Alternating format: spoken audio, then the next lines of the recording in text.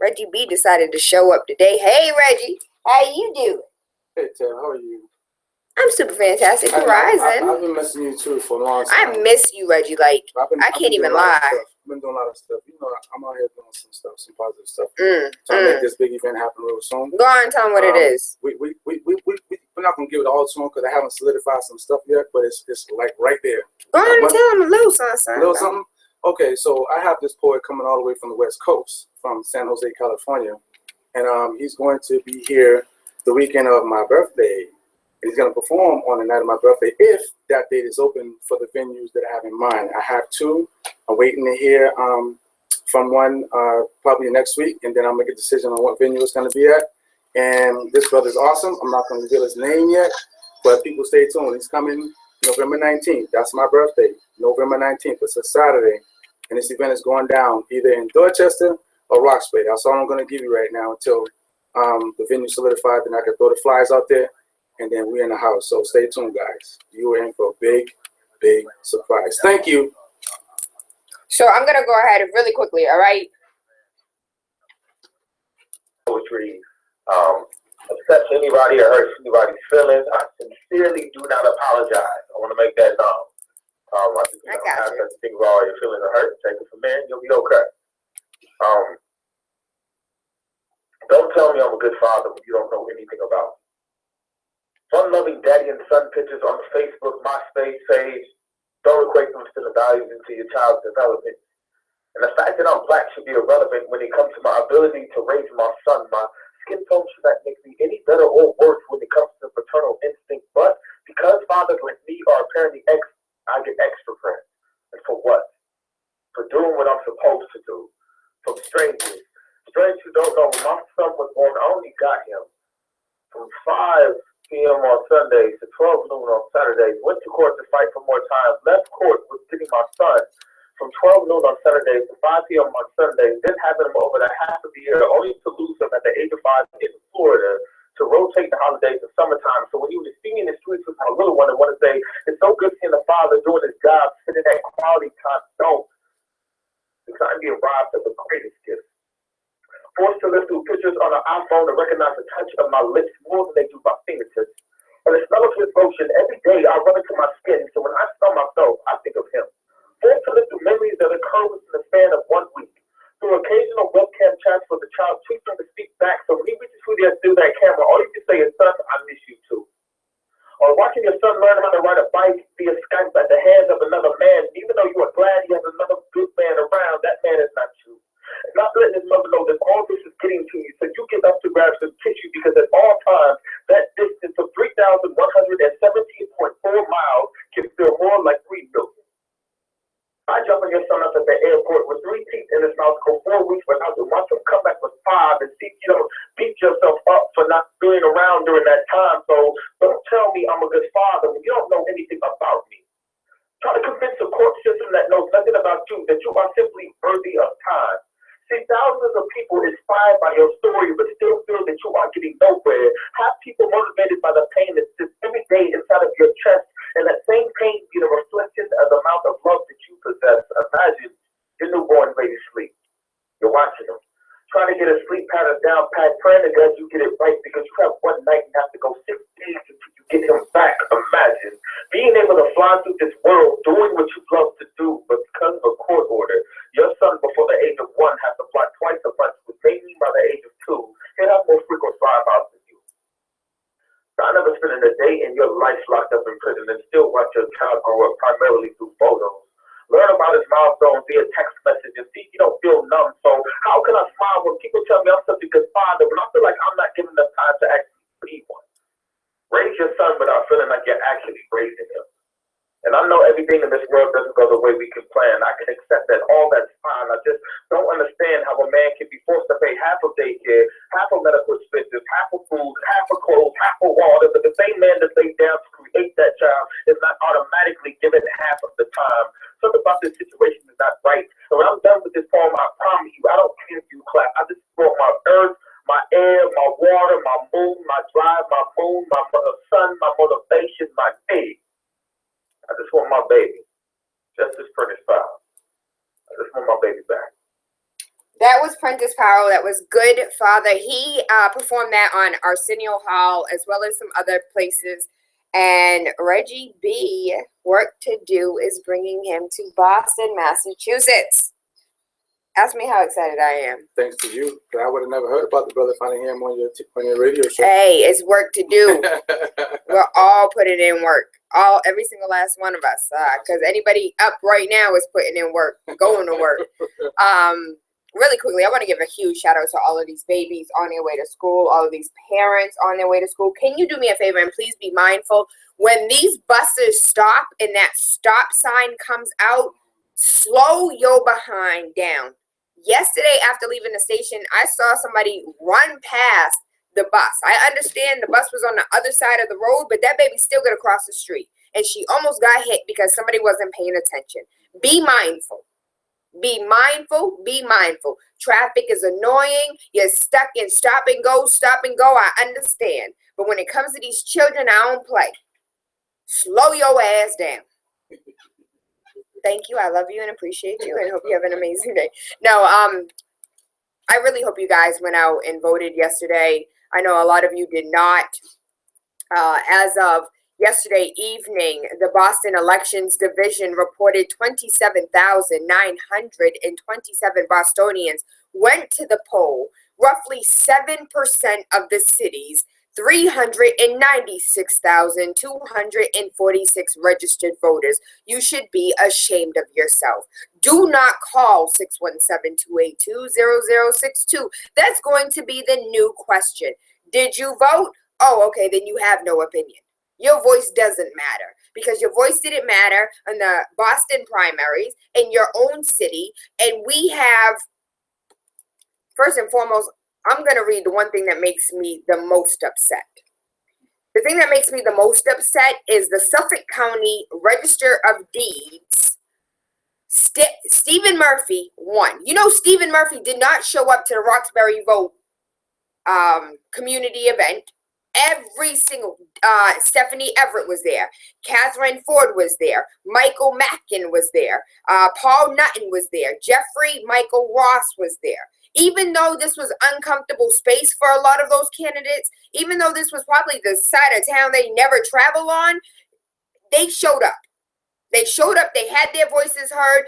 Roxbury saw them for who they are. Roxbury got to ask questions about them. And Stephen Murphy was not there. But according to the Boston Globe, Stephen Murphy is the winner of last night's Suffolk County Register of Deeds. Hello? I gotta sound like the ice cream truck. Listen, I'm starting from now on. I'm gonna have with me at all times voter registration forms, absentee ballots. If you're out of the city, you're out of the state, you're out of commission, go on and fill out an absentee ballot. No one has time for you to sit here and complain and then turn around and not vote. Tayla, did you vote? I sure did. And for the people that I didn't want to vote for, I just went ahead and wrote my name in. I was waiting for the results to pop up on screen. Like, somebody voted for TaylaAndre. Myself, I did. And I voted in quite a few because Lord have mercy. I wasn't happy. I am not happy. Stephen Murphy did not need to win Suffolk County Register of Deeds, and that's exactly why we still don't own houses. This is exactly why we still have no knowledge about deeds and homes. We're going to have Stephanie Everett back on, who is an attorney, who works with deeds and houses, and oh, Lord have mercy. Go on, Mr. Nubian, let me hear it. Hey, I just noticed, when I looked at that ballot, there wasn't too much contest. Like, where I live, I'm up in the North Shore, and I'm thinking to myself, it's amazing how most jobs in America, you got 200 people going for that job, but when you go to a voting poll, people go uncontested. And everyone complains. Now here it's probably a little bit different. Like, these folks probably do such a good job. No. Let me stop you right there for 5 seconds, because it has nothing to do with people doing a good job. It's our fault because we're not paying attention to what's going on in our communities. When somebody runs completely uncontested, that's not because they're doing a good job. That's because don't nobody care about that seat.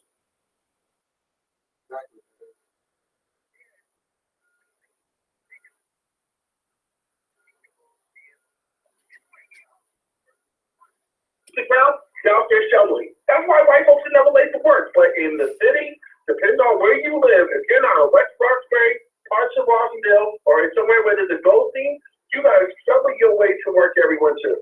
And you pay property tax. And if you don't own, you're paying your rent. Your landlord's paying taxes out of your rent. You should get some services. Absolutely. But as far as like, there were many seats here in Boston that ran uncontested. There were many seats here in Boston that ran uncontested, and not just in Boston, but you're absolutely right. In little towns and North Shore, South Shore, there was a lot. When you go down and you look at, I don't know if anybody else really cared. I cared. So I looked at who else ran and who else won, and in Middlesex and everywhere, like uncontested. Everyone just sat, gets to sit in their seat. That's why we have politicians that have their job for 42 years. We need to, until, you know what, in all honesty, until Stephanie Everett, honestly, hold on, let me rewind.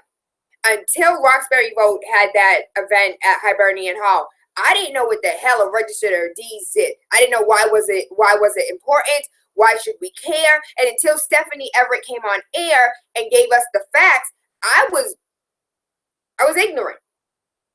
I was ignorant. I can admit that. So how many of us others are ignorant as well in other positions, not just register of deeds?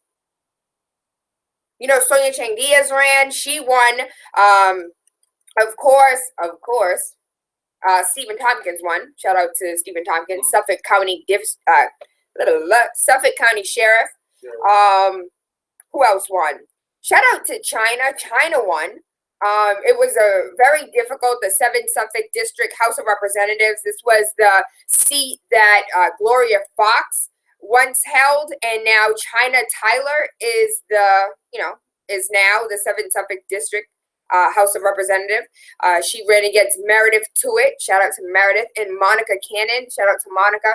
All three of those ladies went really hard. All three of them did what they needed to do.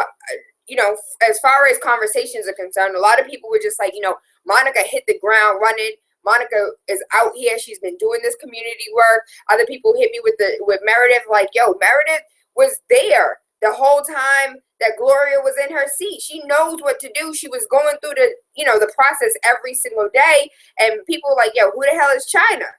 Maybe they like the way her name was spelled. Yeah. But she won. Oh, dude said, yo, didn't she just move from Texas? Like, who the hell is China? Now I ain't voting for her. That baby won, no. She sure did. And what I'm trying to look for here it is. 11th Suffolk District House of Representatives. Elizabeth keeps her seat for the 14th year, because this is her 13th year or 12th year. And I told y'all, if you wanted to see changes in Grove Hall, if there's anything that you wanted to see as far as the 11th Suffolk District House of Representatives, y'all should have voted for Charles. Y'all should have. Do you know Elizabeth? Have you seen Elizabeth? I don't care how annoying Charles may be. Charles has your best interest at heart. Who the hell is Elizabeth? You ain't seen her. I want to give a huge shout out to Kalada, C.C. Williams, Javon Lassette, Dan Cullinane went ahead and won that one. He's an incumbent for the 12th Suffolk District House of Representatives. As far as Hyde Park is concerned, 14th Suffolk District House of Representatives, Angelo won that one. I wrote myself in for that one. I ain't gonna lie. I'm all the way heated. I'm all the way mad that Stephen Murphy won. Why? Because he didn't even have the audacity to show up. He didn't give y'all the respect to show up. He really don't care. Because I don't need you. I don't need your vote. And we proved him right. He don't need our vote. All he got to do is go to the other side of Mass Ave. And that's what he certainly did. Look at any of his events. He didn't step foot Dorchester, Roxbury, Mattapan, nothing on the other side of Roxbury. I don't need your vote. And y'all proved him right by not going to the polls and making your voices heard. I don't care if you don't like the presidential election. You don't want to vote for president. Hillary get on your nerves. Trump get on your nerves. I understand. But when it comes to your local election, you have the power and control to put these people in power and control. And all the things you complain about, and all the things that frustrate you, and all the things that make you angry and upset and cause you to call 282-0062. You should have been at the damn polls having your voice heard. I'm not happy at all. I am not happy. I'd love to see these numbers.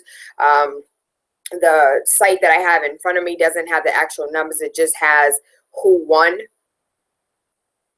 Shout out to Sonia Chang Diaz. She ran against Roy Owens. She is the winner. 5th Suffolk District House of Representatives, Evandro, shout out to you. He ran against Melinda. He was the incumbent and he held his seat. I'm really upset about this Stephen Murphy. So I'm going to go ahead on my website. You're going to have the opportunity to register to vote. You're going to have the opportunity to find out where you can vote. My whole website is going to be, I'm dedicating it for us to learn how to use our voice properly. That's how we use our voice properly. You have to. Hold on, what was the number? 7% of y'all went out? 7%.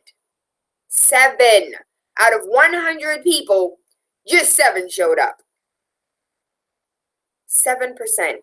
27,927 Bostonians. How many of them were on the other side of Mass Ave? How many of them have incomes in the $30,000 to $50,000 when we know damn well it takes $200,000 to live in the city of Massachusetts, city of Boston, and to actually make your ends meet? 396,246 registered voters and 27,000 of y'all came out. We can round up 28,000. We got to do better. Ferguson protester Darren Seals. You guys remember I said that like he didn't set his car on fire, nor did he shoot himself. They found that he was shot and his vehicle was burning. Darren Seals, the black activist who protested in Ferguson, Missouri in 2014, was found shot to death in a burning vehicle in St. Louis County early Tuesday rising, according to reports. Seal was 29 years old of St. Louis, was found about 2 a.m. in the city of Riverview, 1 dozen of small communities that make up St. Louis' predominantly black northern suburbs. He had been shot 1 time. Police said his first name was spelled D-A-R-E-N, though courts revealed that it was spelled D-A-R-R-E-N. That was wrong. No suspects have been arrested or identified, and police have not suggested a motive. How about the fact that he's been speaking out against injustice for the past 2 years?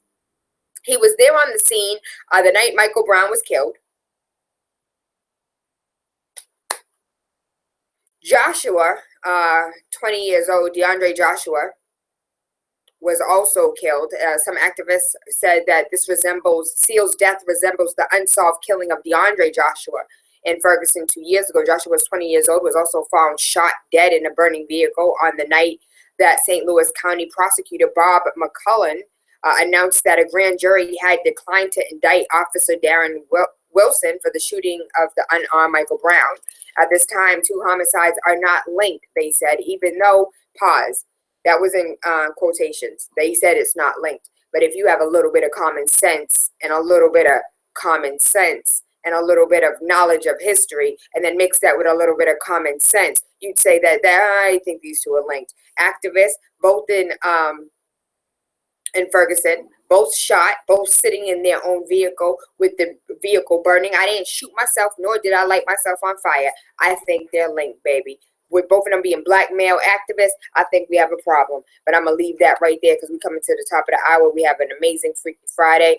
I do want to, the Attica Rebellion and state assassinations of prisoners, September 9th through the 13th, 1971, Bloody September. Attica Rebellion, September 9th, 1971, 2 weeks after the killing of George Jackson in San Quentin. About 1,000 of the Attica prison, approximately 222 inmates, 2,200 inmates, dyslexia is real. Inmates rebelled and seized control of the prison, taking 42 staff hostage. The Attica Prison Rebellion occurred at Attica Correctional Facility in Attica, New York, United States in 1971. This rebellion is one of the most famous and important rebellions during the prisoners' rights movement. Rebellion was based on prisoners' demand for political rights and better living conditions.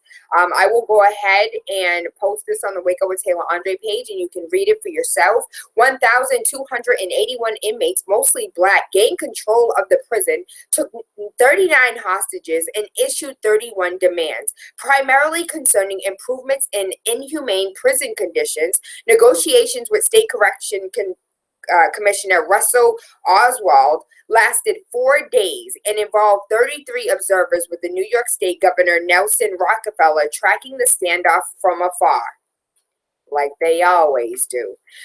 Again, I'm going to go ahead and post that on the Wake Up with TaylaAndre page. Feel free to read it. Feel free to share it. I had somebody contact me the other day, like, baby, can I share? If it's posted on my page, it's public, baby. Use it as you wish. There's this weird thing in Indonesia where they have they dig up their ancestors every 3 years, dress them up in brand new clothes. It's an ancient ritual to show love and respect. And I know, like, we're thinking, why the hell would you dig up your ancestors? But I'm looking at the pictures, and they got them looking like, look at this, Reggie B. Oh, shoot. In uniform, Yeah. military uniforms and suit and ties, like, but they've been dead for years, like years. This one doesn't he look like he's still, Absolutely, yeah. like he just has a little dust on him? Yep. So again, I'm gonna post this with the Wake Up with TaylaAndre page, TAYLA. He looks like he's here, like Exactly. like he just has paint on his face. So I love different cultures. I want us to understand other people's ancient rituals and how their customs, and we can't be ignorant. We are not the only ones in this world. We are not the only ones, American traditions are not the only traditions. So I wanted to share something that was a little different. You look like death, literally. Really quickly, the enemy kills 3 former U.S. Air Force drone operators, back Yemenis victims in a lawsuit. I think this is absolutely amazing. I think it's beautiful. This is from a 2012 airstrike, and 3 former U.S. Air Force drone operators are backing the victims. How often does this happen? And I want us to be mindful, because I honestly feel like at any point in time, these 3 individuals could end up with a bullet in their head and a burning car. I said it, and I hope it don't happen. So all these stories and so much more are going to be posted on the Wake Up with TaylaAndre page. I do want to give a huge shout out to one of our very own from Boston, Massachusetts. She is she's a chica, actually, because she was I done lost the damn thing. Uh-oh. Where's she at? She coming. She right after the skeleton. There she is. Okay, so her name is Anne Finucane. She was named one of the top 12 most powerful women executives in America, and she is from Boston. Woo, woo. So shout out to her. She is a chica. There were 11 other women that were the most powerful executives in America, but 12? Really? 12? Let's step that number up. I want to give everybody, listen, if at any point in time you don't like something, you can be the change you want to see in the world. Once upon a time, farmers, I always say this, farmers who were having their land, taken away by the government became politicians because they wanted control back over their land.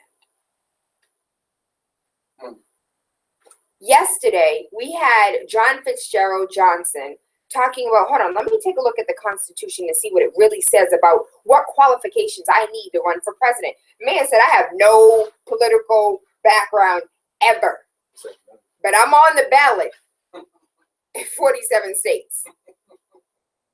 We're going to work on Massachusetts so it can be 48, but don't think for 5 seconds that you don't have it in you to be a politician. If you can sit here and call 617-282-0062 and have your opinion voiced on air, you can be a politician. If you can stand up and work in in a group setting, in a meeting, and say, listen, I don't agree with these practices. I think we need to work on XYZ. You can be a politician. If you go to your child's school and you say, not my baby. You ain't finna treat my baby like this. You can be a politician. Do not think for 5 seconds that you need qualifications, that you need to have prior experience and prior knowledge. What you need to have is a little pissed offness. If you heated, if you're mad, if you're upset, if you are frustrated with the political process that is our political system, run for office. Kelly, you should run for office. No, I can't play politics because I tell people how I feel all the damn time. I don't know how to bite my tongue, and I'm not playing this tit for tat. You scratch my back, I scratch yours, while we over here screw our constituents. It's not going to happen under my watch. I won't be able to do it. You have to play politics. It's a very dirty game, and I don't like to play dirty. I'm clean. Let's put it all on the table, and let's discuss how we're going to fix this, how we're going to clean up. What are the next steps? Action, plan, execute. I don't need excuses. I want results.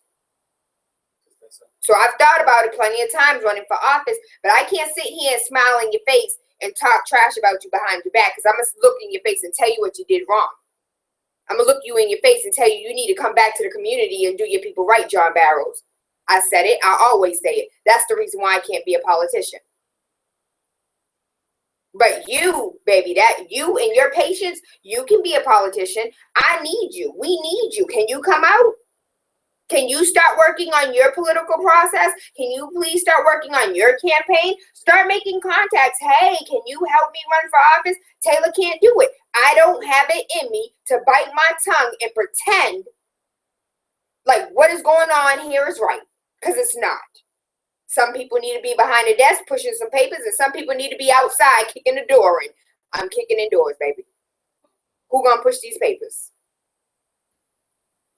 With that being said, I done took up your Freaky Friday Power Hour. So I'm going to jump right into it. I'm ready tonight. But before we get ready, can I just listen one more time? I feel the faith. I feel it. Hey. What boy name? Cass? Prince Rich. And this rhythm, this beat, is the same rhythm, is the same beat from Kanye West and Tiana Taylor. Yo, she killed it. Her body is so tight, so right. She got chicks out here like, listen, I don't want butt implants no more. I just want to go to the gym. I feel the faith. I feel it.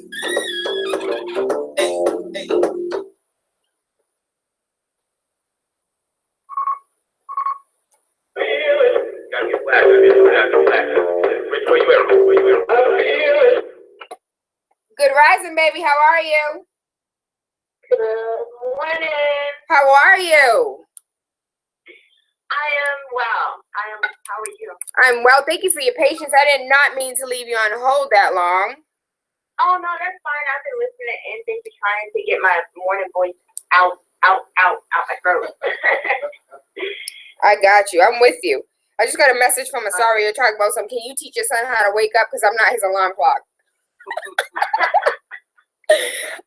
So what I don't have on you is a bio, so I'm just gonna pull you up and have you tell the people who you are and try to explain ethical porn, because I am so lost and I do not understand. How do you have ethical porn and what does that mean? So I'm just gonna pull you up. Is King on with you, or will he be calling in? He should be on. I think he has a plane to catch within the hour, so he is he's on and off. So I don't know if you can see his line 201-951. All right. Can you bring us both on? I can bring you both on, but I don't have him on the line right now. Hold on. What's his number? It is 201-951-4171. 41? That is 4171. I had jumped in the shower by now. And let's see. King? What? King? Yes. Hi. Yes. All right. I'm going to pull you guys up. And you guys can individually introduce yourself, and then we'll go ahead and talk about ethical porn before you have to jump in the shower and get on a plane. All right. Can we get some sexy pictures on Twitter, though? Can we get some sexy uploads, though? Not naked uploads, just like provocative, like Freaky Friday-ish. Big City 101.3 FM, waking up with TaylaAndre, Monday through Friday, 5 a.m. to 7. I feel the faith. Hey. I love this song. Don't you love this song? Little nasty song. It's Freaky Friday. We are talking about, Lord have mercy, I don't even know what to call it, because Virgin B said, tell him. Just tell him. Jump right in. Do you know what ethical porn is? I didn't know porn was unethical or could be unethical. But we have some ethical porn, porn stars on the line. And I have no idea even how to explain this. How do you explain this, Reggie B? How do I explain this? You let them do it. That's so true. So I'm just going to let them do it. Good rising, my love. How are you? I am super fantastic. So can you please introduce yourself and tell us what is ethical porn? I would be happy to. My name is Jasmine, and I'm a co-owner of Jasmine and Royal Fetish Films. And this morning from King, are you there? Yes, good morning. Oh, ladies, you hear that bass though? Oh, do it again. Say it again. Good morning. My name is King Noire. I'm also co-owner of Jasmine and Royal Fetish Films. Taylor, I can't hear. That's okay. He can hear you, and we can hear both y'all. Wonderful. So I will just introduce myself and let everybody know that they can see some wonderful ethical porn that we produce at Royal Fetish Films. And Kay and I started a company that would bring people into the adult entertainment world, everything from fetish training to, in fact, live films that are produced by our clients who want to voyeur and experience and create scenes that do it for them. Wow, look, what I asked for, I got it. Porn is, it can be many different things to different people. For the context of today's show, it's a shame-free, guilt-free version of our favorite ways to be satisfied by our porn stars, porn actors, and actresses on camera.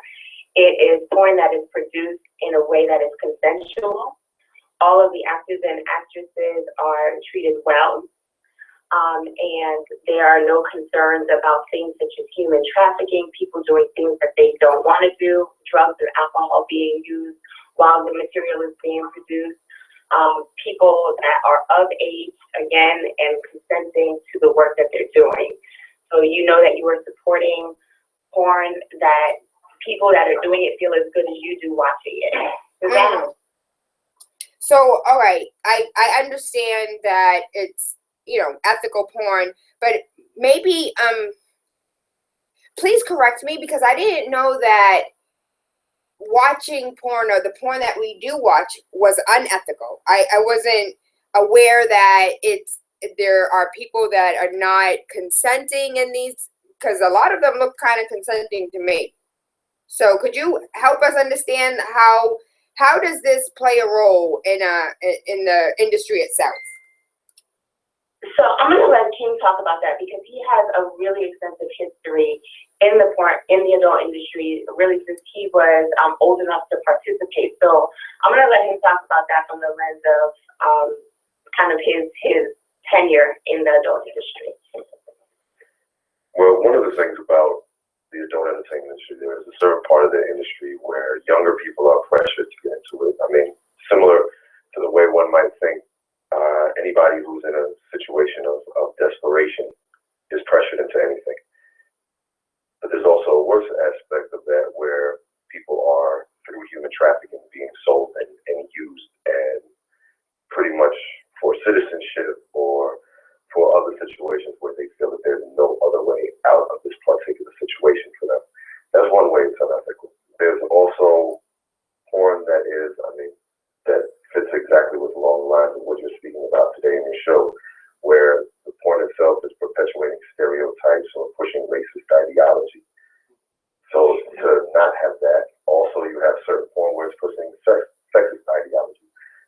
absolutely nothing unethical about enjoying watching two people have sex, make love, however you want to describe it, whatever words you want to use. Nothing wrong with that. There's nothing wrong with two people who are consensual engaging in that.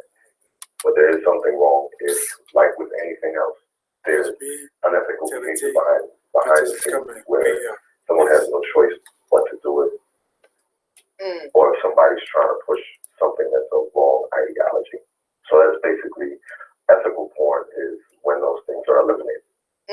So here at Big City 101.3 FM, Waking Up with TaylaAndre, we actually had a conversation with a woman who put on a play called Body and Soul, and it talked about human trafficking and how it leads to, you know, youth participating in prostitution. And we learned some facts that we completely were ignorant about and were blown away with as far as the statistics are concerned. You mentioned, you know, racism in porn and sexism in porn. And for those who don't know or don't understand, can you break that down for us a little bit, like individually? How is there sexism in porn, and how is there racism in porn? How is there stereotypes in porn? So we actually are pretty active on the scene, talking specifically about people of color in the adult industry. And I know King can definitely give you some real life examples, even as recent as this week, that he's experienced as a Black man in the porn industry. But I will share that people of color tend to have lots of issues with getting roles, again, that defy stereotypes. It's very rare that we're able to be casted in positions of power, in roles that really do give the full spectrum of us as human beings, productive human beings.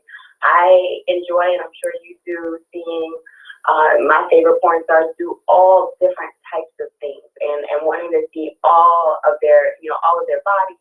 I love to see the faces of men and while I'm watching porn, and those are things that, as you start to look at things from this lens of, is this produced in an ethical way, you'll notice that some of the sexism is reversed, and we know it, where men are never seen in their full entirety. Their names aren't used. They aren't given credit for the talent that they bring to the table. And as for women, you know, we have a lot of challenges with making sure that we're safe on set, making sure that we're not being asked to do things off camera to be able to obtain the role on camera. There is also a pay gap between people of color and others when you're asked to do the exact same scene, but you're going to get paid less.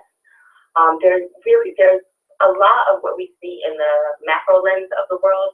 It is just concentrated, and it happens to be legal in the porn industry, where there could be discrimination. The same things that we fight above ground, so to speak. You'll see those things happening, and it's pretty much a standard practice in the porn industry. So that's why King and I have decided to make our own production company, where we know that the viewers are seeing exactly what they want, as well as the actors and actresses are treated with the utmost respect as they deserve. So there's a lot of things going on with race, but, you know, King, I don't know how specific you want to get into some of the things that you've seen this week and have made their way to Twitter. Well, this week I was in production for a company called Private Society, in which one of the other performers called me the N-word, basically. I was uninterested in her off camera, so she decided to try and text somebody, and she wasn't intelligent enough to not text it to me at the same time. So I had to shut down a shoot. I refused to shoot with this person. So you were in a group text, and this idiot done text everybody in the group and called you out your name. Absolutely. So basically, you know what I'm saying, I'm not going to shoot with this woman. It's not going to happen. Nobody called. I don't know what I can and can't say on your radio show. So I'm just going to say that. Baby, just don't curse at me. Just that, don't curse. And if you say the N-word, say ninja. That we just replaced it with ninja. Well, nobody called me that on or off camera. If it was was a dude, it'd have been a different situation as well. It's a female, so no, I'm not shooting here. So, you know, basically the company took you should be able to get over that mentality. You know, another company that I refused to shoot for basically has been online for years. The name is Asylum. They usually shoot everybody that comes on that's a male is either a doctor or a orderly. I'm the first black man that's ever going to shoot for this site, so they tell me I'm going to be a janitor. No, thank you.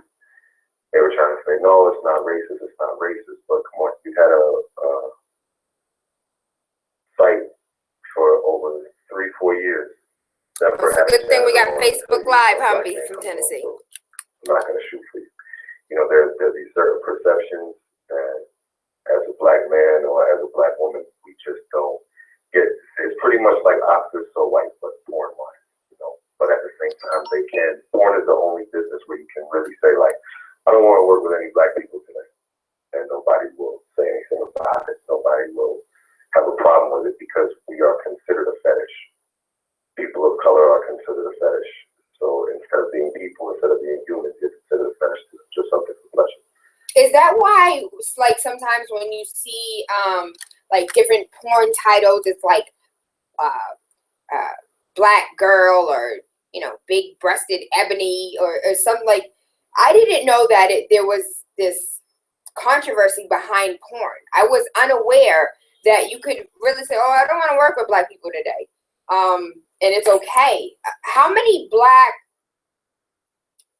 If you just look at the history of America, both the black man and the black woman has been hypersexualized in the white mind, basically through, I mean, if you ever taken a read of the Pedagogy of the Oppressed, just the way the oppressor becomes obsessed with the oppressed.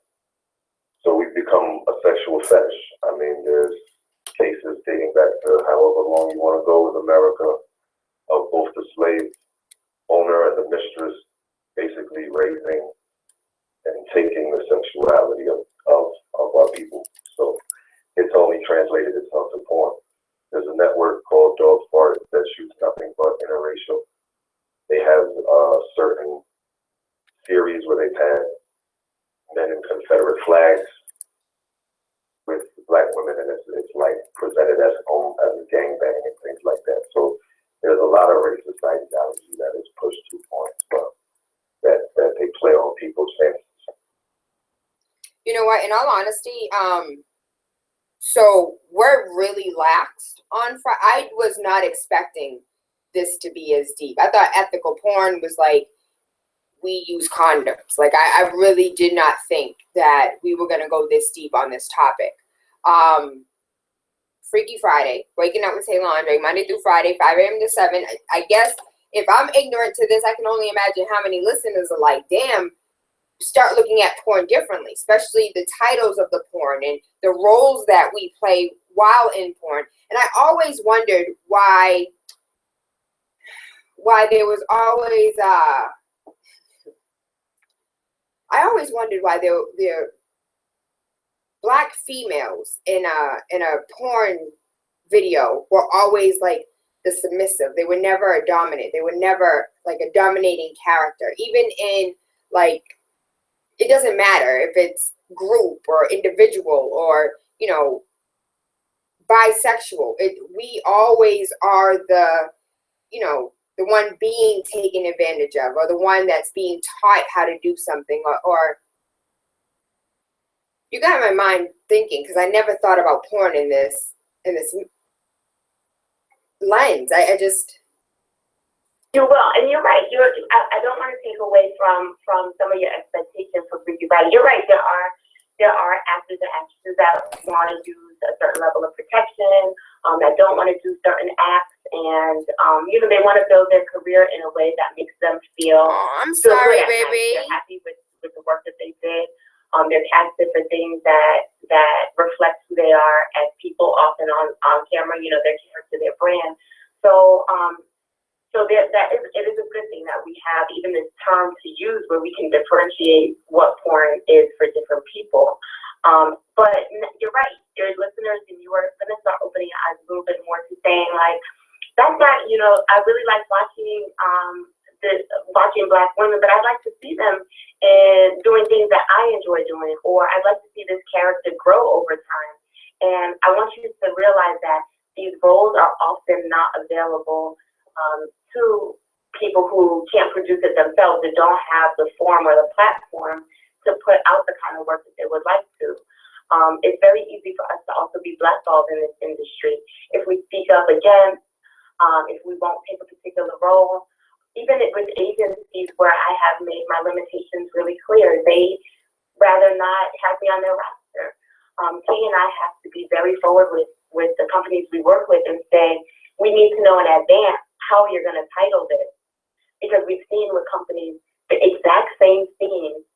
You'll have like, I don't know, Beautiful Betty takes anal, and then you'll have Hip Hop Whore takes anal, just because Beautiful Betty is white, and obviously the other one is being cast as a hip hop whore because she's Black, and they're doing the exact same act. So we won't work with a company that's going to use derogatory terms, not just like in the sense of King off camera and behind the scenes, but are going to use derogatory terms on the packaging or the marketing of it. That's important to us. We have ethical standards for ourselves, for our work, and we want to also honor our fans that they're able to see material that doesn't make them feel guilty while they're pleasing themselves, because really that's also part of the work that we do, is empowering people to enjoy the sex that they either perform, that they watch, that they fantasize, that they, you know, their fetishes. We want to normalize that experience to them, and it's really hard to do if a woman like yourself, who, you know, in the morning is, or really, it sounds like your life work is empowering people and taking care of those that are marginalized, and then you find yourself watching something that does exactly what you work against during the day. You know, so we want to create a platform for viewers like yourself and workers like us that want to feel good about what we do, what we watch, and how we please ourselves. Absolutely. So, quick question: do you know statistically how many producers are in your shoes? Do we know how many Black producers there are as far as porn is concerned? I can imagine the number could be slim to none. King, I don't know that. I don't know that rate. King, are you aware? I don't know the exact ratio, but definitely not as many as you would like, for the fact that BBC interracial is one of the highest search topics on. King, you're coming in and out, pun intended. So we can't really hear you that well. Could you hear me now? We can hear you now. Okay, so what I was saying is the numbers don't really work well for the fact that BBC and interracial are two of the most searched categories on all porn sites. And BBC is what, for those who don't know? Big Black. Okay, I got you. So those are some of the most searched scenes. So we don't have as many directors, producers, site people who run the sites. We need more of our own people to put out more of our own content and material that reflects what Black sexuality is and shows the full range of it. As with anything else, it's the same as with music or mainstream film, is that we have to tell our own stories. We can't let somebody else tell our stories, because they obviously don't care. Jasmine, you wanted to jump in? Yeah, thank you. Just throw a figure out there. We did learn that about 30% of the industry is people of color. So, you know, just how we want to see a level of representation throughout all areas of any particular industry. You know, knowing that, like King said, something that's really a startling statistic to me is that with things like interracial, BBC, you know, those type of terms being the highest search, highest purchase, the most fetishized topic, they cannot make this material without us. So how is it that, you know, popular titles, but there's a gap in taste. There's a gap in taste. There's a gap in roles. There's a gap in who's behind the camera, producing it, editing it, distributing it. There are entire companies that have won very, very prestigious awards within the industry, from directors to actors, and their entire company is based on interracial porn with Black men and white women, and the Black men are they are in my opinion, they're highest in demand, the least available within the industry, only making up a smaller percentage of that 30%, but are paid the least amount and are awarded not at the company wins the award, not even the actor. So and even I'll go as far as talk about recognition in the porn industry. We have maybe I think 4 categories.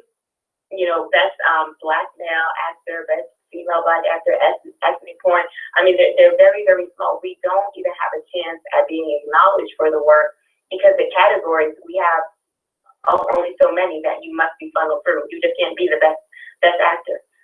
So there's a lot of things that make, at least for the topic of today's discussion, porn unethical. And I know we're focused very much so on the race aspect of it because that's what we specialize our niche in. But there's a lot of ways, and we want to make sure people are careful about how they select the material that they watch and who they support.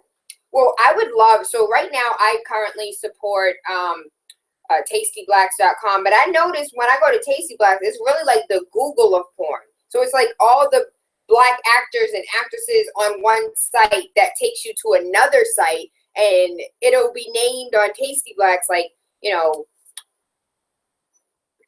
Tyrone and Bumquisha Doggy Style. And then on another site, it will say like Thug and Whore go at it. Like, so I do, now that, I'm over here looking at porn at 6 o'clock in the morning, but now that I'm actually taking a look at some of the way that it's categorized, the way that it's named or labeled, really quickly, for those that are just now tuning in, Freaky Friday, better not bring your kids ever on Friday. Waking Up with TaylaAndre, Monday through Friday, 5 a.m. to 7. We're currently on the line with Jasmine and King, who have their own production company and are engaging in ethical porn. And I really did not think that ethical porn was as deep-rooted as we're hearing this rising, but I wanted to give you a few statistics really quickly. Porn sites receive more regular traffic than Netflix, Amazon, and Twitter combined each month. 30% of all internet downloads are porn-related. 34% of the internet users have been exposed to unwanted porn sites via ads or pop-ups. Porn increased marital infidelity by 300%, so they say. 30% of all data transferred across the internet is porn-related. The most common female role in porn is women in their 20s portraying being teenagers.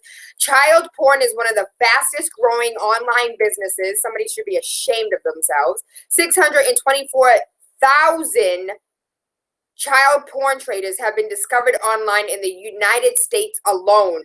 Approximately 55% of teenage girls living on the streets have engaged in prostitution. Child porn is a $3 billion industry. Porn is a global $97 billion industry, with a $12 billion of that coming from the United States. Lord have mercy. The average pay for a guy in a straight guy-girl scene is between $200 to $600 on average, depending on his popularity. However, if it's less demanding or a less demanding scene, male actors could get as low as $50 to $100. Now, Jasmine and King, how do blacks fare as well in the average pay of a girl-guy scene between $200 and $600, and if it's a less demanding scene between $50 and $100? How does that look like for unethical, race-related, I don't want to work with black people porn? Mm-hmm. So for the most part, I think the best way is that range can still hold true, where we see it presented very different to people of color is that the negotiation may start for, let's just say, what did you say, 200 to 800?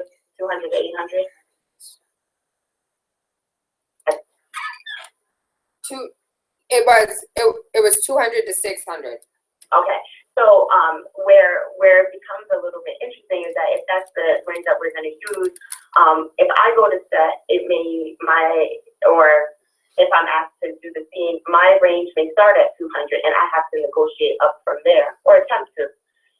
For someone else, my white counterpart can come to that scene and be given a base of 500, and then obviously be able to negotiate her way up. So really that range it certainly is out there, but it's what is offered to you as your base to start with. For Canada, we have our own personal standards where, we come to the table, we are very professional, and we are not hard up to work with any other company.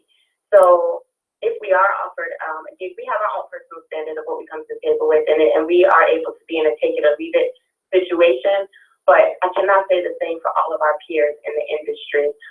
So even some of our Black counterparts don't even know that they're being underpaid because they don't know what's offered as a general rate to our non-Black counterparts.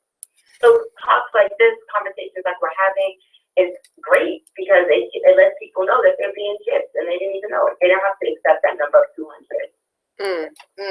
Thank you. I think that I also want to mention that our non-Black counterparts also can demand more money for sleeping with a Black male, whether even if he's the same size as the person she did the scene with the time before.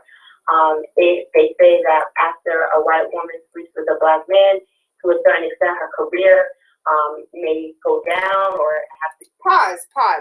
I'm so sorry for cutting you off. You guys just told me that the number one searched tag or word or the number one thing searched in porn is big Black penis. It's in the top 10. It's in the top 10. But if a white woman sleeps with a Black man, like she's okay, I have no words. Like I wish I could express to you how I feel right now because that doesn't make sense. It doesn't make sense. He is the one that's in high demand, and she's likely to get a high level of viewership, as we know, because it is a very, very popular fantasy or popular topic of porn to watch.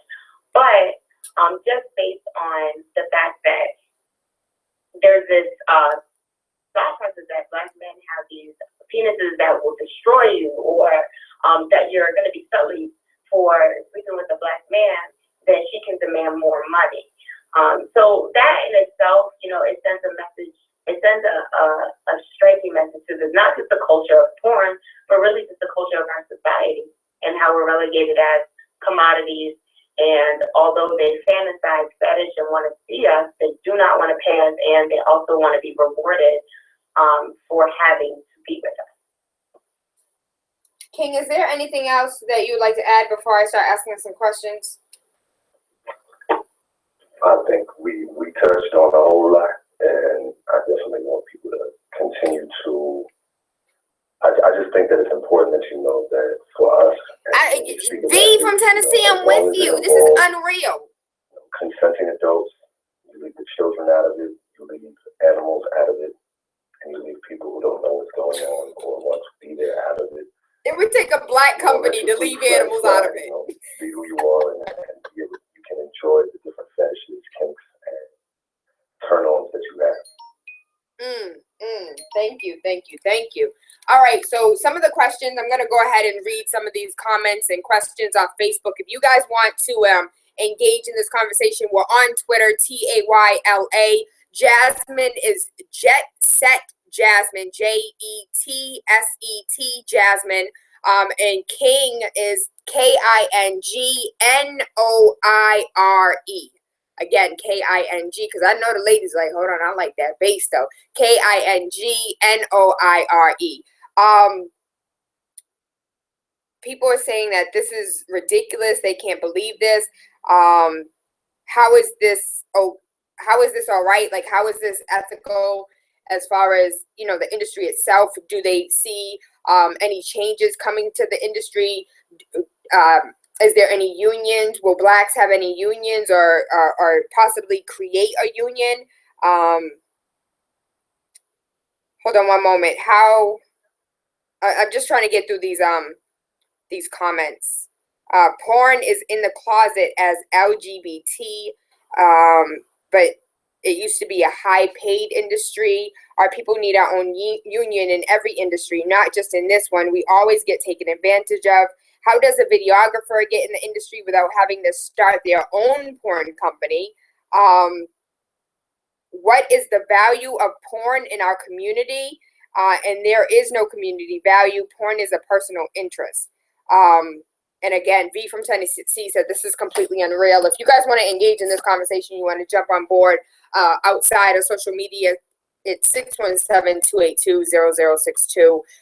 Let's go ahead and just tackle the questions as far as getting in the industry and wanting to be a part of an ethical company such as yours. How do you get into the industry as a videographer, as a female or a male artist? Because what do you guys call you, like, what is your title?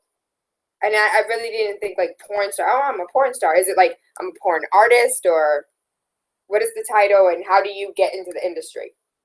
Well, King and I mean, we come at this from a few different angles. We are on the production company. It's RoyalFetishXXX.com, which is a shoot off of our larger company, which is JetSettingJasmine.com. So we do a lot of things. We do fetish training. We are educators. We are, I'm a therapist by background. She is a musician and international human rights activist. So we come at this from a lot of different angles. But we always get questions, how can I be in the industry? And there's a lot of different ways that you can penetrate the industry, no pun intended, and make sure that you're doing what fits right for your people, your community, yourself. So please reach out to us on Twitter. I'm sure if you go on to Tayla's page, you'll be able to find us. And we're always looking for people that want to participate on and off the screen. And share our same value set. So we'll be happy to talk to you about that. I think when people are saying, like, how is this allowed to happen? Well, the fact that your viewers are shocked and appalled and unaware, that's how it happens. It happens in the silo of the industry. But we're bringing awareness to it. We are definitely having an opportunity to get closer and pull themselves together.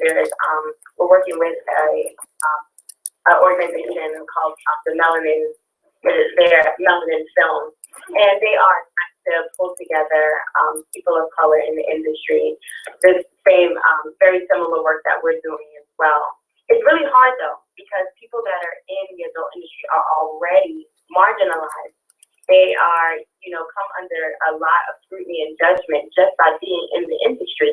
So speaking out against it also outs you. So, people have to come out of their porn closet and say, I do this, and I do this on the side, or my name is Jasmine, but on film you can, I'm this person. A lot of people have to still come out and to be able to speak up about injustices in the industry.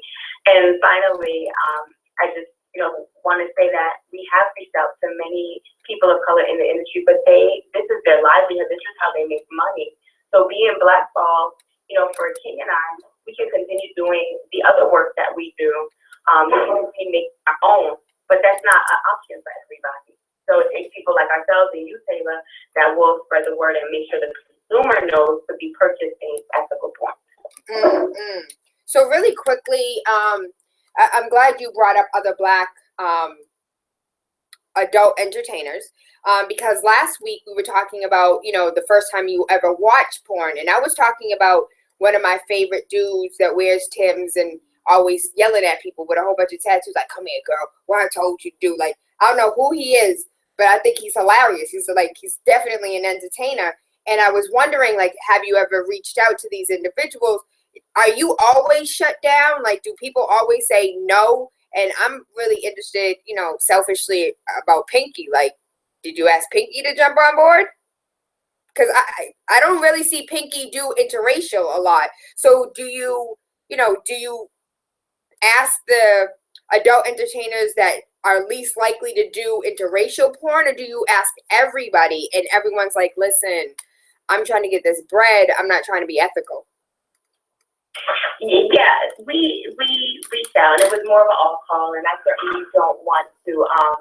I know that you have a selfish interest in what that person's response was, but I wouldn't put any of our peers out there in that way. They have their reasons for not wanting to speak out, and that's okay. The nice thing was we did get a lot of posts back anonymous. That's and that's fine too. It just allows us to tell other people's story, whether we know who they are on camera or not. But there are the other thing too, that it's not just interracial porn. It's also like you said, those stars that you never see in any other role besides handshaking, or the film titles are very, very degrading. And there are some things that are freaky, that are nasty, that are degrading, that are great. Like, I don't want us to get off your show thinking that anything, like you said, calling somebody out is a bad thing, or bondage is a bad thing. It's not. We just want to make sure that it's consensual and that people are being paid properly for the work that they're doing. So. Have companies said, I really like what you're doing, I appreciate what you're doing, but I have Betty over here who's not going to do anything? Do you have companies that respect the work that you do, but it's the actors that don't want to interfere or don't want to interact? Or do you see, like, is it that the companies and the actresses, and they just want to do the Heisman, like, please stay over there? Is King still on, or did he jump in the shower? I'm acting like he's over there with you. King is over here, though. No, I'm just joking. King is still on the line. She let me take a little shower while we was conversation. I get back to work in a second. No, actually, the people we've reached out to, there've been a lot of people who have been interested and are interested in moving forward with everything. But then at the same time, I think, just as Jasmine said, a lot of people, art is just a microcosm of everything else. Look at how even with music, the artists that want to speak out about what's going on and the things that are happening to our people right now aren't as heard as the artists who just want to have a good time in the club. So I think that it's just about people feeling comfortable and knowing that there's alternatives and you don't have to just go through the similar same channels all the time. So for those that are interested, I just want to repeat again, because these questions keep coming up. So those that are interested in working with you guys or finding out more information on how to work with you guys, they just need to hit you guys up on Twitter individually or collectively and say, I'm interested in being an actress, or I'm interested in videographer. What roles are there? Like, do you have a makeup artist? Do you have somebody who just sprays lube every once in a while? Oh yeah, we do all of that. I think. Well, one of the things about our company that makes us unique is that we actually put the camera in the hands of fans. Our recent award was for a film that was called Orally Yours, and we had someone who was a fetish client who was very interested in being up close and personal and filming and everything. She wanted to see just about everything oral possible.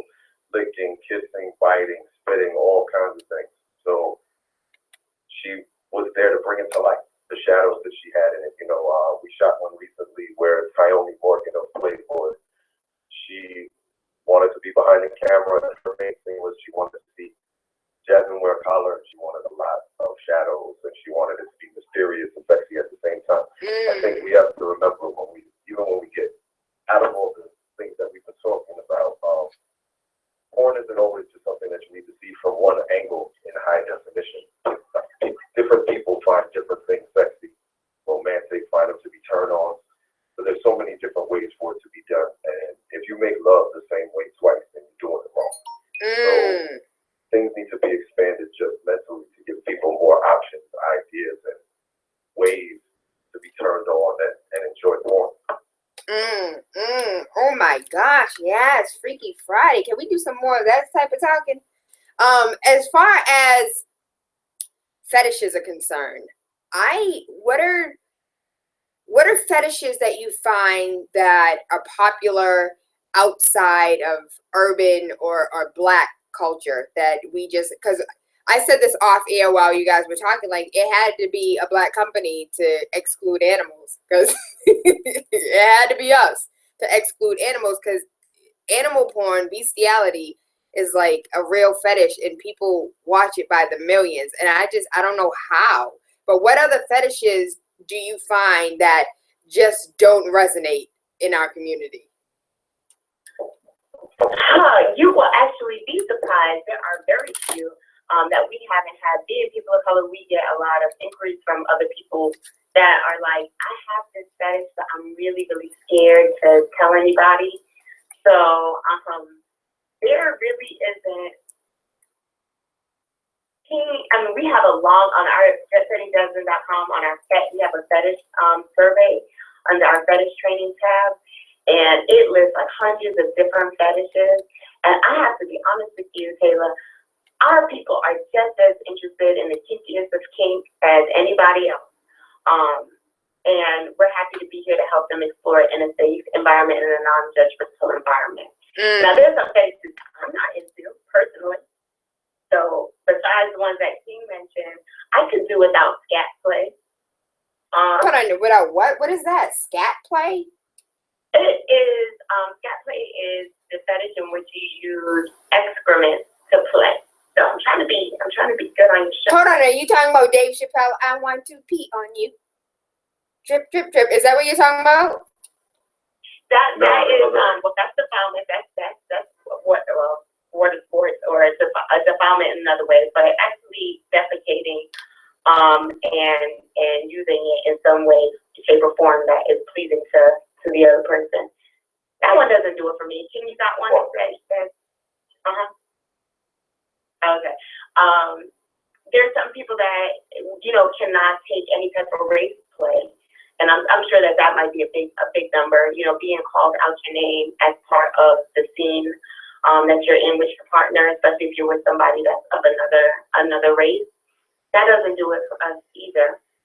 But we help people explore whatever it is in a safe way.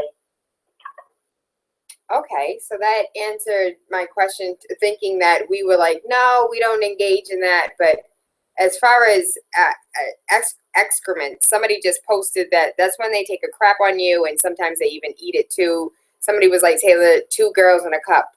That's all you need to know. That's so nasty. That is so disgusting. Be nice.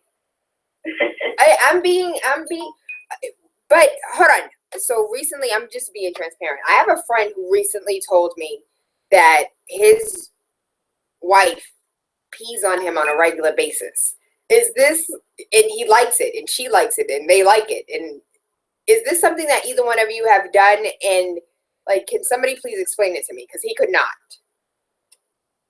I have done that before, and just before I give you the full explanation and everything, I would like to say, like we said, there are 3 things that we exclude. Besides that, we don't want to tell anybody that what they're into is disgusting, just because I'm sure that there's something that you're into that someone else might find disgusting. Okay. There's such a range of different fetishes that everybody's into that it's just good to at least, it's not for me, but you don't want to shame anybody for what they're into. Yeah, absolutely right. So I take that back, because this is a judge-free zone. So if that's what you like, that's just not for me. I do apologize if I don't want to hurt anybody's feelings. Whatever you like is what you like. This is a judge-free zone. Judge-free.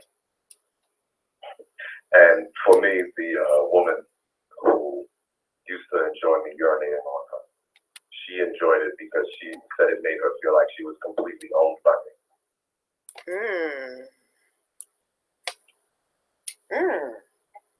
She was Black. Yes. And no, it wasn't me. Jasmine was like, hold on, let me be clear. It wasn't me, though. But it's okay, though. But I enjoyed watching it. I enjoyed watching it a lot. I would. Is that video available?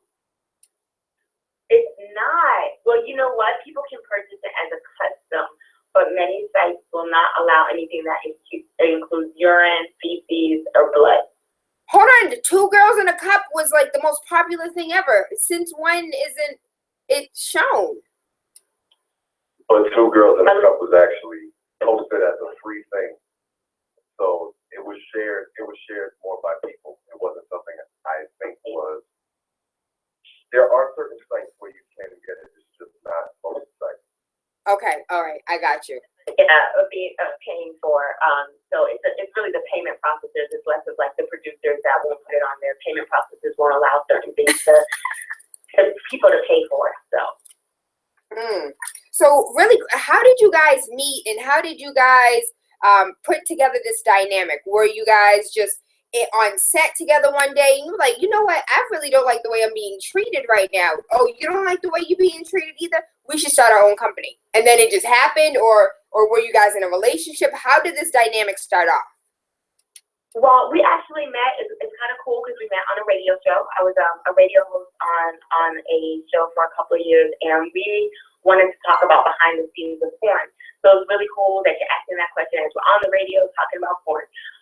And King was on, and he was sharing about his experience in the porn industry. And it was really eye-opening for me as well to hear about the safety precautions that are taken so that there isn't a transmission of STDs through the porn community and beyond.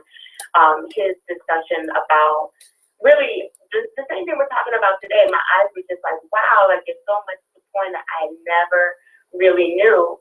And it opened my eyes up to really the star behind the scenes. I wanted to know more about porn stars and personally what they stood for, because he also shared that he's a musician and has, doing all of these really wonderful things around the world. And so it opened my eyes up to people that are in the adult industry, just like myself, have so many other things going on with them and for them that, we don't give them credit for or just don't know about.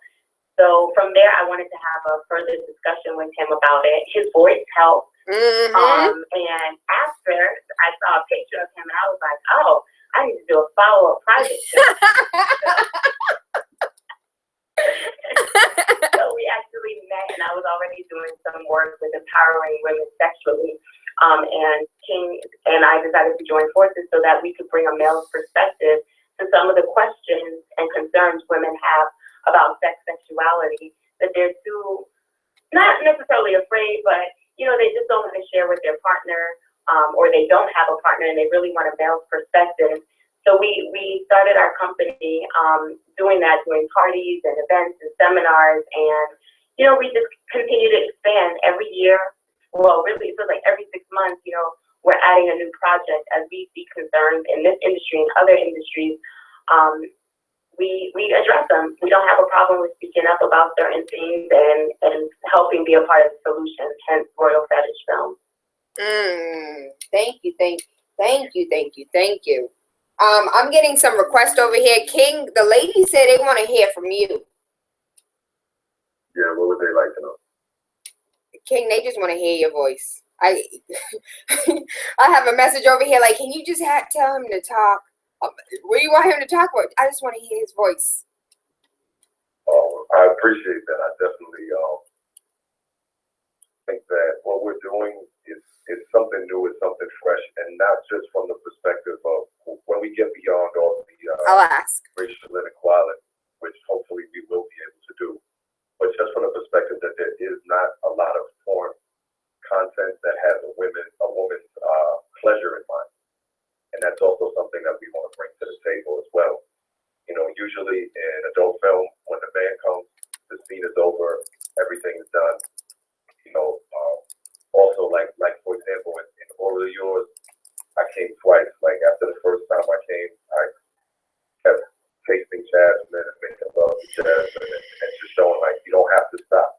It doesn't have to be something that's over, and also bringing the ideas of tantric sex, and also just showing that the Black woman should be on every pedestal and taken care of, and also at the same time, if she also wants to it's a role, that's fine, and show that dominant and submissive roles within our community doesn't exactly mean that we're giving up all that we fought for and all that makes us the beautiful people that we are. And let me say that, Jasmine, you are absolutely gorgeous, darling.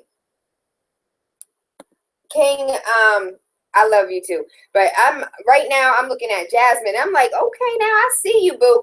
One of the questions, and thank you. You guys can always remain anonymous. If you write me something on Facebook, I promise. She said, Tayla, please don't say my name. Please don't read my name.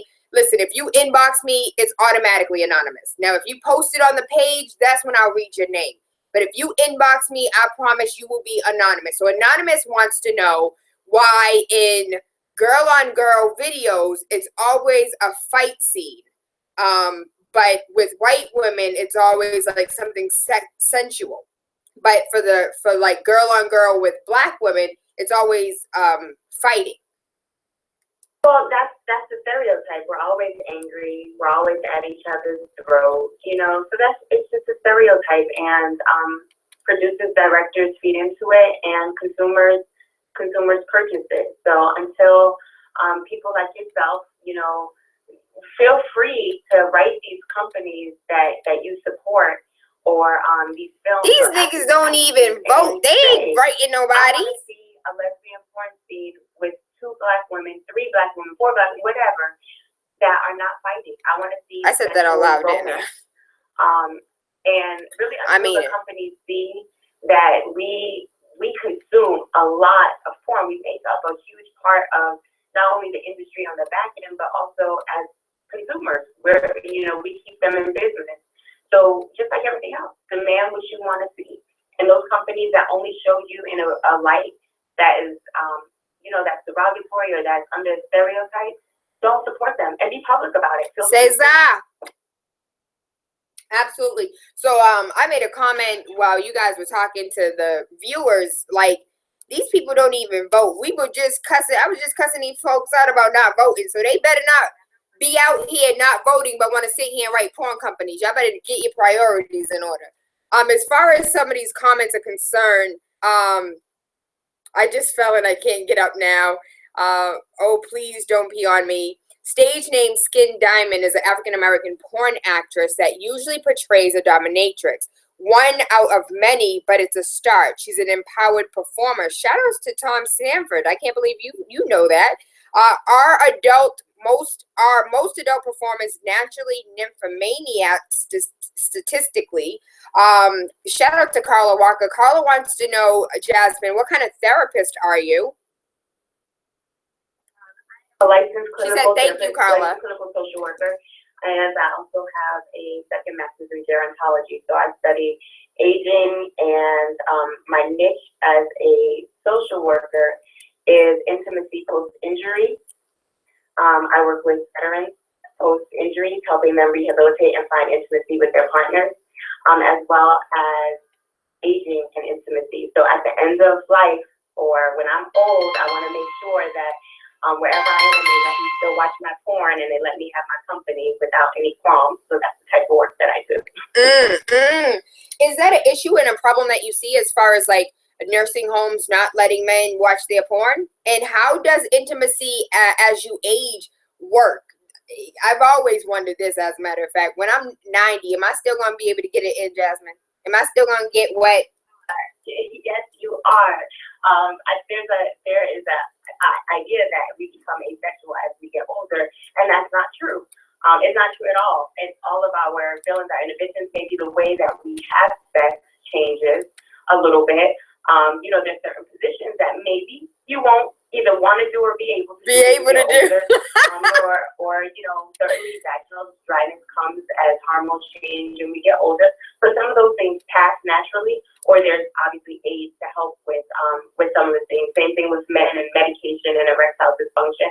There's you know, that's just normal part of human. But our desire to be intimate with another person doesn't change. Or for those of us that are in a lifestyle, like for example, swingers or polyamorous, those ideologies and feelings and lifestyle decisions don't change when you reach a certain age. Unfortunately, as you become to the care of others, their perception of what you should be like as an older person, that shifts. And they impose their thoughts, ideologies, and things on you. So yes, in a lot of long-term care facilities, you're not allowed to close the door to be intimate with even your spouse. So let alone, having company that's not your spouse or a relative and closing the door and having an intimate moment with them, sometimes it's not allowed, or family imposes, So that's a whole nother show. There is a lot of work that I'm doing in that area to help make sure that our elderly folks are empowered. I work with educating providers on how to talk to their clients about intimacy. If you can examine me and put your hands in me and do all of this kind of stuff, you can also ask me about my sex life and make sure that I'm happy and I'm safe in my practice. Beautiful, beautiful. King, do we still have you with us? Yeah, so I've already made my Uber driver extremely uncomfortable. Now I am in the airport. The Uber driver actually did ask you, like, is your company local? I think he might want you to pee on himself. Be happy to in the car. Hey, that might be a new scene. I just want to watch. What does that make me? Because I am a peeping Tom. Like, I just really like to watch. So what does that make me? You're a voyeur. I thought that was if I like it outside, which I do, like in weird places. I thought that was a voyeur, was somebody who likes to do it in weird places. No, that would make you an exhibitionist. I am that too. I claim all of those. Yes. So a really quick question. Do you get more money for like a polyamorous scene or do you get more money for like a bisexual scene? Or is that like your base pay is your base pay and it really doesn't move on the scene? Like the scene is the scene, it's just sex. It doesn't matter with whom the sex is with. You want to take that one? You get paid by the scene. I'm sorry, you might be hearing a whole lot of stuff on it. Hold on. He said you get paid by the scene. And so yes, you get paid by the scene. Women can ask for more depending on what it is that they're shooting. So you'll get paid more for an anal or a gangbang than you would just for a regular boy-girl scene. But men, we pretty much get paid by the scene. So if it's 400, if it's 600, if it's 1,000, you're getting paid for the scene. What happens? So this is an unethical question. What happens when you just had too much sex? Like, I always wondered, like, do you ever get tired of having sex? And what happens when you go home and your spouse or your significant other wants to have sex and you're like, listen, I've been having sex all day today. Like, how does that work? Well, for me, I don't really as much as Zoom does with other companies. So for me personally, at this moment, when I'm having sex with my partner. So, I don't have a problem with that. King and I will do a shoot, and it's just like us being home, and and then later we'll watch it or we'll talk about it and we'll do it again. So I don't know. I think it's pretty typical for us. For me, it's like a work day. If the work day was hard, sometimes after regular work, I don't really want to do anything but veg out and sleep. So I don't think it's any different in that way. But can you shoot more so? It's funny. Work is work. I mean, I do get turned on by my work. I'm an exhibitionist. 100%. I love it that people are watching and getting turned on and inspired by what I do. But when it comes to my partner that I love, I don't ever want to have a time when I'm not. Sometimes if I have to be shooting a lot, and I know I have like a lot of pop shots to do or something like that, I might say, the day before, like let me build up a little bit. So usually when I do my work, when I come home and I'm with my partner, I want her even more. Okay. There's a different level of intimacy there.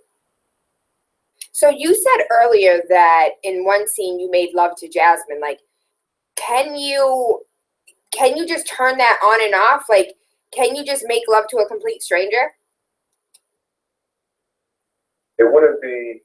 There's not the same level of intimacy. There's not the same history there. But I can have passion for somebody. You know, like I said, the thing that turns me on, it's not my co-performer, co-star. I mean, it is the whole process of it that actually turns me on. Like somebody there with the camera, knowing that there are going to be people on the other side who, you know, when everything is done and finished, that are going to enjoy watching this and be turned on and hopefully make love to their partner. What is cuckold? And the whole process of it turns me on. So it does allow me to find different levels of passion within myself and share it with a co-star. So one of the things I would love is, can you please tell your adult entertainers that I don't like it when they fake it? Like, can you please stop doing that? Like, that's the biggest turn off. I just turn off the sound and make my own noise. But I think that is so annoying. Can you not, like, you look like you're uncomfortable, you look like you're not interested, and you look like you're dry. So why are you making all that sound? Well, I can't tell someone else what to do or what not to do, but I can tell you that you should watch the scenes with Jasmine and I. You'll see two people who are not faking it. And it's not even about the noises. You can tell it in people's eyes. You can always tell in their eyes if they're really enjoying themselves or not. Somebody about to get something that's rising. There's a whole lot of people that's like, listen, you ain't going to work. Tell your boss you're going to be late. Because Tayla got Freaky Friday going all the way up right now. We do have a couple more questions, but I didn't realize the time. So can you please give us the information? How can we contact you? I still have like 6 messages in the inbox right now. Like, I want to be a part of the industry. Can King help me be a director? So just let them know how they can contact you, how they can reach you. For those that are not social media connected, is there an email or a phone number they can call? Yeah, absolutely. You can reach me, king@jetsettingjasmine.com, or you can just find me on Facebook, Instagram, and Twitter, King Noire, KINGNOIRE.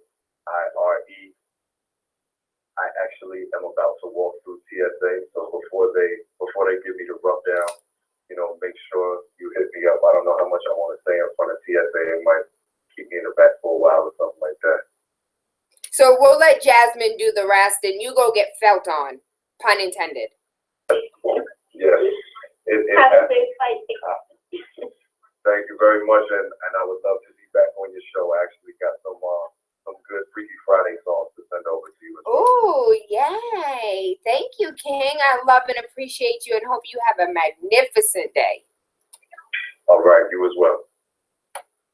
Okay, so King is gone and now it's just the girls. How can we contact you and King, darling? Yes, so hit us up at info@jetsettingjasmine.com. We'll both get it. And our website is jetsettingjasmine.com. If you want to see the all-out kink scenes, there's some on the website, but you can also go to royalfetishxxx.com. And know that when you're purchasing anything from royalfetishxxx.com, you are directly supporting everybody in the everybody that is in the scene. Both Kay and I, it is a Black-owned, independently owned company. So please, I ask that when you do reach out to us that you are specific. I know some people reach out and they say, I want to be in the industry. But tell us a little bit more. At this point in time, what do you see yourself doing? Do you have any skills or talents that we may be able to help you expand upon? So just try to give us a little bit more than I want to be in, so we can kind of get you hooked up. If not with us, then with the right folks. Jasmine, if I may be transparent, I want to learn how to give knowledge. I want to be the best knowledge giver in every form of life. So right now I give knowledge in one way, and I would like for you and your company to teach me another way. You got it. Well, one of the things that we do is fantasy fights. Is where we come to you. So we got to get out to Boston, and we help work with whatever it is that you need. And I think that you would really like it, called Collared in the Shadows. And King has, we're using a choke collar, and I'm on a table and I'm upside down. I want you to try that this weekend, Tayla. Okay, upside down with a collar. On the table, upside down. I'm gonna send it to you on Twitter. Don't worry. Give it a clip right now. Lord have mercy. I love Fridays. Thank you so much, Jasmine. Do you think we can do something else with you as far as like the therapy that you do, and some Freaky Fridays in the future? You think we can have you and King back on? And I would love. I know we brought DavidBanner, and we're on our way to bringing Dr. Umar Johnson, but I would love for us to do a Freaky Friday event. I think it would be so much fun. We'll be so happy to do that and have a nice fantasy blank party. And it's been a while. I used to live up there in Massachusetts. I used to live in Framingham and Shrewsbury and Westboro. Boo, you're a Bostonian. You know. To come back, I'd love to come back. I need to eat and the Freaky Friday. The good food is up there. Absolutely. What you gonna get? Some jerk chicken? Some curry goat? What are you gonna get? Yeah, all of that, and your seafood. Seafood. That's aphrodisiac, okay? Yes, ma'am. Yes, ma'am. Well, thank you so much, Jasmine. Please, one more time, give them your Twitter, give them the website, tell them where they can find you. Find us at Jasmine on Twitter, King Noire on Twitter, or for everything, all of our contacts, jetsettingjasmine.com. If you follow Tayla, we've been tweeting back and forth, so you can join right in and we can keep the conversation going through the rest of the weekend. All night long. Thank you so much, Jasmine. Love and appreciate you. Hope you have an amazing day today. Freaky Friday, waking up with TaylaAndre, Monday through Friday, 5 a.m. to 7. I love our Freaky Friday today. It was I got a lot of information out of it. I did not know a lot that we covered today. And I know I wanted for it to be a little kinkier, but I'm glad we got the knowledge that we did, so I'm going to go home and learn how to do some knowledge. Go watch some videos that Jasmine just sent me.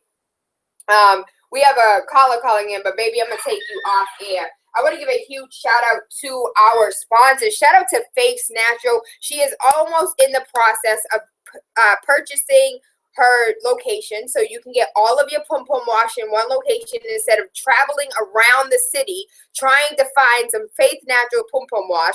I got about 3 messages yesterday talking about, Tayla, what products do I use? So really quickly, I use the shampoo. I use the curl, the hair milk. I use the scrub. I love the scrubs with her loofahs. And the soap with loofahs in it. I use the coffee soap. I use the In the Rain soap. I use the Rose Infused. I really don't know the name of it. I just call it the Rose Infused soap, as well as the oil, the lotion. Everything that I have is Rose Infused, including I think it's My Pleasure. I think it's called My Pleasure, the body scrub in the shower, the My Pleasure lotion, the My Pleasure roll-on, the My Pleasure oil, the My Pleasure spray. I use everything My Pleasure. And then on top of that, I also use the charcoal teeth whitener. The children and I use the deodorant. I have the shampoo. I use the hair curl milk for the conditioner, teeth whitener. Oh, she has like a lip balm that I use, and it's like a sugar scrub, and I really don't use it. I just eat it.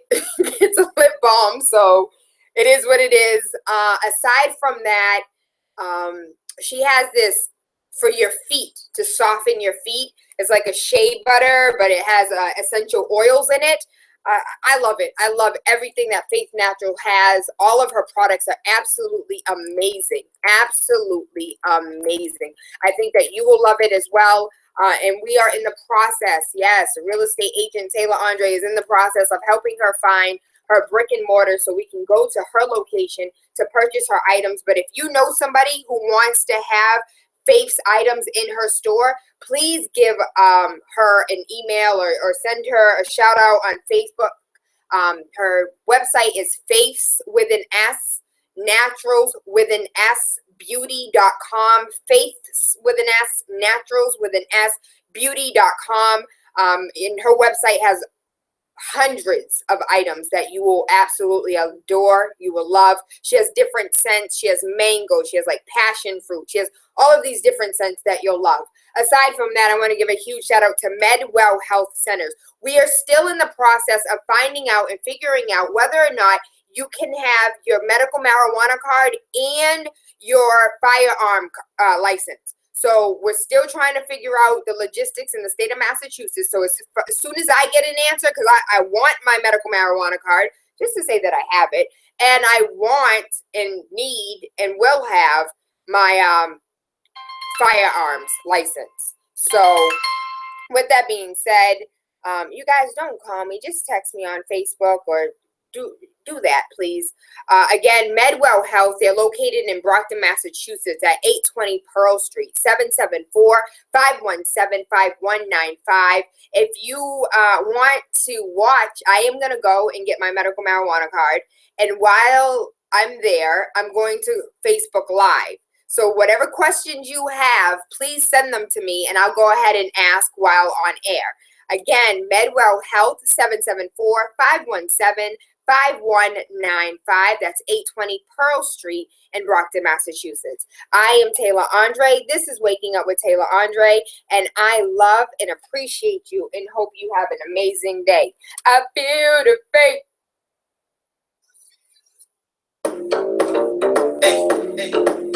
I feel it. Your love is fading. I feel it.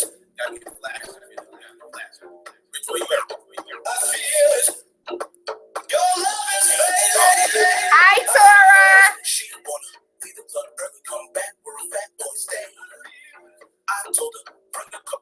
Tora, I want to make a video for Faith's Natural. I want to do like a shower scene where I'm using her products and I'm bucky naked. Can we do that? Can we do it? Let's do it. Let's do it, Tora. For those who don't know, Tora Carter is one of the most amazing photographers, one of the most amazing videographers. The video of the Wake Up with TaylaAndre video that's posted on YouTube, Facebook, Instagram was directed, written, performed by Tora Carter. I really don't know what the edited.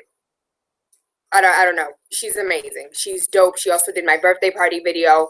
And if you need any work done, she does travel. So that is Tora Carter. Look her up. Tora, go ahead and give them your email address. I feel it. I feel it. I feel it.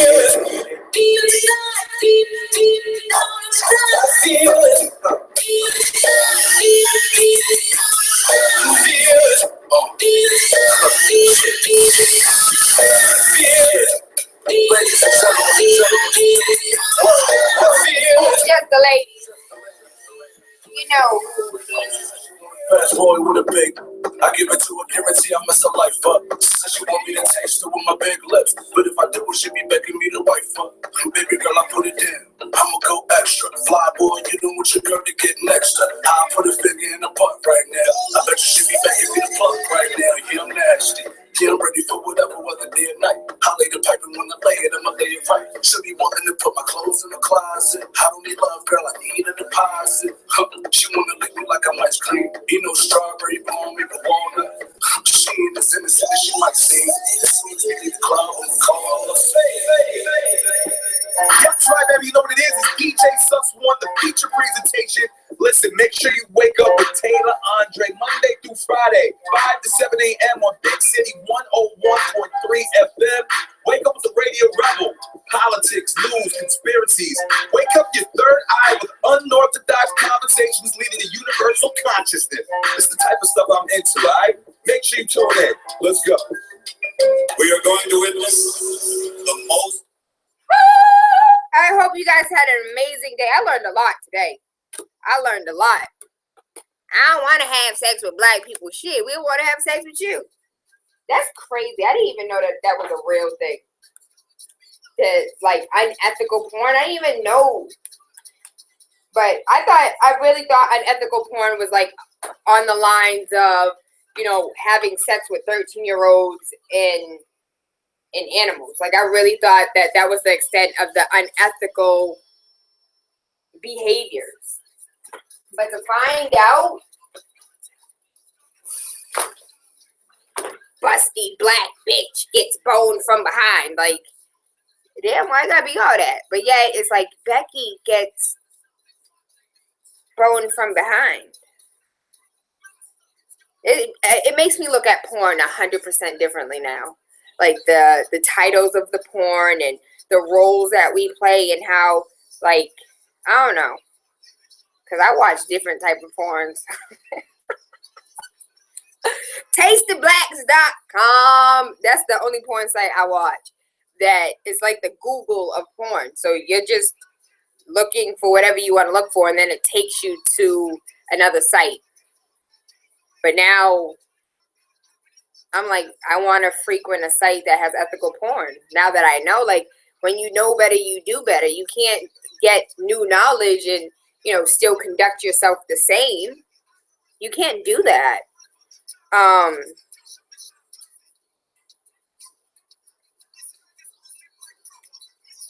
don't know. Don't forget, Dr. Umar Johnson is coming to Boston September 24th. I'm really excited. Dr. Claude Anderson, like, I can't tell you. I've met Dr. Umar, so I don't have the same type of feelings that a lot of people like, it's Dr. Umar, it's Dr. Umar. So the way most people feel about Dr. Umar is how I feel about Dr. Claude Anderson, because, oh my God, I've never met him, and I know him to be like this brilliant mind and one of our elders, and I'm really excited for September 24th, and I can't wait. I hope you guys will be there. I hope to see you. What up, Days? You have to go rewind to the beginning, because today was an interesting conversation. We talked about porn. We talked about sex. We talked about big black cock being the number one, or not number one, being one of the top 10 most searched for porn titles. Big black cock. But yet they don't want to pay the big black cock. Ain't that America? Oh, mother freak. I love you. I appreciate you. I hope you guys have an amazing day, because this phone finna die and the kids done called me 30,000 times. Mwah. Tony, I hope you doing everything you need to do. Red pill, blue pill, red pill. You absolutely right. Once you take that damn pill, you can't do the same shit you were doing before. When you know better, you do better. You gotta act accordingly. But Tony, I hope you out there getting money in Cali, boo. I hope you out there getting money. I hope you're not doing any porn scenes and you're doing real movies. Peace and blessings to you. Thank you. I love you. I appreciate you. And I can't wait for next week. You ready? I'm ready. I'm ready. I'm ready. I'm ready for the road.